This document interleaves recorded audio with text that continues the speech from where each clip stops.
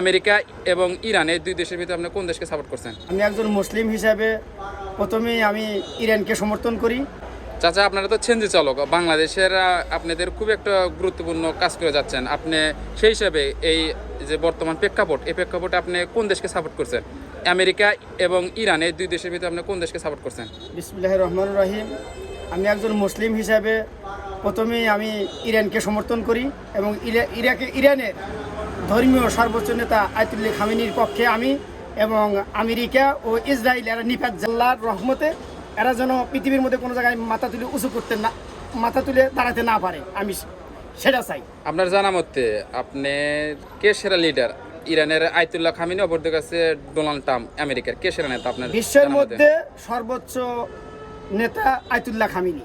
Ayatollah Khamenei আমার পছন্দ। সে একজন মুসলিম, সে একজন ইমানদার, সে একজন ধর্মীয় বিশ্ব নেতা। ধন্যবাদ আপনাকে।